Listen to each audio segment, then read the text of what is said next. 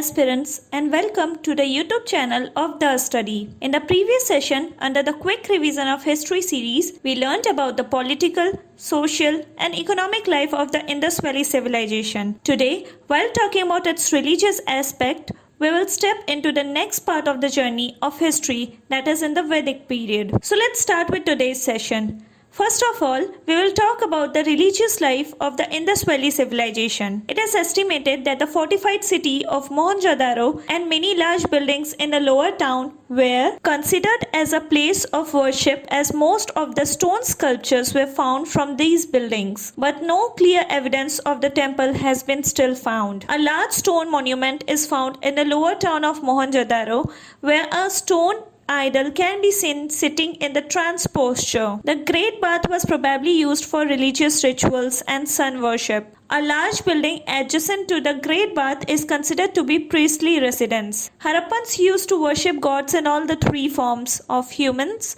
animals, and trees. A large number of idols of Mother Goddess have been found from here. A worship of Devis was done in both gentle and fierce form. The female figurines of a place called Kulli in Baluchistan show a gentle form, while the idols obtained from the Jhao culture of Baluchistan are seen in a fierce form. Also, a plant has been seen shown to erupt from the womb of a woman, which is probably a proof of that even Earth was praised as Mother Goddess. Also, a seal from Mohenjo-daro has a portrait of a yogi. It has 3 faces and 2 horns. It has tigers and elephants on the left and buffalo and rhinoceros on the right. 2 deer are sitting under the stands. According to Marshall, he is depicted as Pashupati Shiva. In the Indus civilization, Shiva was worshipped as a king, that is, hunter, snake bearer, archer, and dancer. Many evidences of Linga Puja is found in Harappa. Along with the gods and goddesses, the Harappans also worshipped animals. The humped bull was worshipped mainly. Animal worship in both real and imaginary. Such an imaginary animals are also found on the seals, whose front part looks like a human and the back part looks like a lion. Apart from this, people, neem, acacia, babool were worshipped in the form of tree worship. At the same time, Naga Puja, worshipping snakes, was also practiced. In the religion of Indus Valley civilization, we get the traces of phantomism and witchcraft. It can be inferred on the basis of the amulets found around the necks of some dead bodies. At the same time, they are also believed in bhakti and reincarnation, but its religious outlook was supernatural. The 3 types of funeral were prevalent: complete burial, partial burial, and cremation. Mostly, complete burial was prevalent. Small circular tombs have been found in Kalibanga. Evidence of paired burial are found in Lothal, which is seen as evidence proving the prevalence of practice of sati. Evidences of a dog buried with the owner has been found in a grave in Ropar. Let us now also have a look at the scientific progress of Harappan civilization. Here, the method of making bronze by mixing tin and copper was known. Apart from this, the people of the Indus civilization had knowledge of casting of idols and pots, the technique of making boats, knowledge of astronomy, planets, and constellation. Let us now understand how the decline of Indus Valley civilization took place. Decline of Harappan civilization around 1900 to 1800 BCE.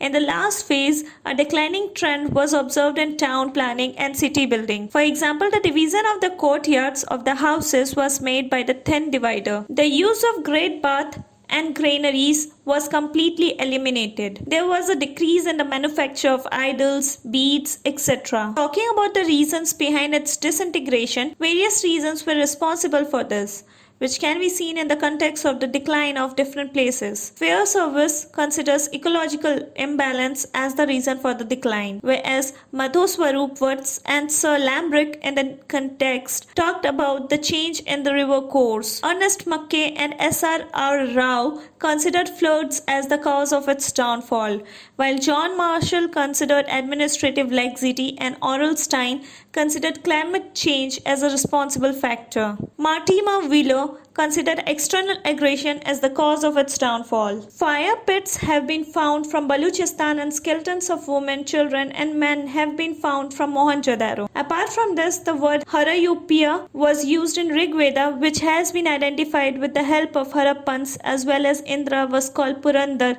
that is the fisher of forts. Thus, there was a gradual decline of the Harappan civilization and from urban civilization to rural civilization. Let us now move ahead in this journey and step forward in the Vedic period. The Vedic or Aryan civilization emerged in India after the Harappan civilization. It is generally believed that the Aryans had demolished the cities of the Harappan civilization and laid the foundation of this new civilization. But due to lack of solid evidences, cannot be considered completely true. The Vedic civilization is an ancient civilization of India in which the Vedas were composed. The ideas of the Aryan civilization comes from the Vedas. The word Vedic is derived from the Vedas, which means knowledge. The creator of Vedic civilization was Aryans. Aryans are the lingual indicators, which means nobles, gentle, aristocratic or well-mannered person. For the first time, Max Muller used the word Aryans as a superior caste in 1853 AD. The language of the works was Sanskrit. The Vedic period is divided into two parts. The first is the Rigvedic period from 1500 to 1000 BCE and the second is the later Vedic period from 1000 to 600 BCE. Let us first talk about the Rigvedic period. The only source of information about the Rigvedic period is the Rigveda itself. It was composed in between 1500 to 1000 BCE. There are 10 mandals in Rigveda, of which the 2nd to 7th mandals are considered to be the oldest, while the 1st and the 10th mandals were added later. The 2nd to 7th mandals of the Rigveda were also known as Gotra mandals because these mandalas were composed by a family belonging to a particular Gotra. Like the 2nd mandala was belonging to Grut Samad Bhargava, whereas moving forward the 3rd mandala have their relevance with Vishwamitra, 4th mandala with Vamadeva, 5th mandala with Atri, 6th mandala with Bhardwaja, 7th mandala with Vashishta, and etc. The 9th mandala is dedicated to Soma, hence it is called Soma Mandala. The 4-Varna system is explained in a Purusha Shukta mentioned in the 10th mandala. Devi Shukta is also mentioned in this mandala. The lesson or rituals mentioned in the text of Rigveda was read or performed by a priest named Hotri. At the same time, some wise women named Lopamudra, Ghosha, Apala, Ptolemy, Sachi also composed some hymns of Rigveda. Apart from this, Bogaj Koi of 1400 BC and a grey painted pottery are used as archaeological evidences for the information of this period. In the Bogaj Koi inscription of Asia Minor mentions about the Rigvedic gods Indra, Varuna, Mitra and are found. From this, it is speculated that the Vedic Aryans must have come to India via Iran. Let us tell you that UNESCO has included the Rigveda as a text in the literature section of the World Human Heritage Site. Let's talk about where does the Aryans originally belong to. There is a difference of opinion among different scholars regarding the original residence of the Aryans. Pandit Ganganath Jha considered the original abode of Aryan was from the country of Brahmarishi, while D.S. Trivedi accepted Devika, Multan to be their indigenous residence. According to L.D. Kalla, considered that the Aryans came from Kashmir and the Himalayan regions. At the same time, Max Muller considered them to be the resident of Central Asia. Brandstein considered them to be the Eurasian origin from the region south of the Ural Mountains. Gordon Child and a Peak have considered them as South Russian, whereas Dayanand Saraswati, Tibetan, Bal Gangadhar Tilak considered them as the origin of North Pole, and Dr. Avinash Chandra Das have considered them to be the subordinates of the post-Indus region. Here, Brandstein's opinion is considered most appropriate. So we learned about the Vedic period, discussing the decline of the religious aspect of the Harappan culture. See you in the next upcoming lecture. Till then, stay tuned with us and don't forget to like, share and subscribe our channel for more updates. Thank you.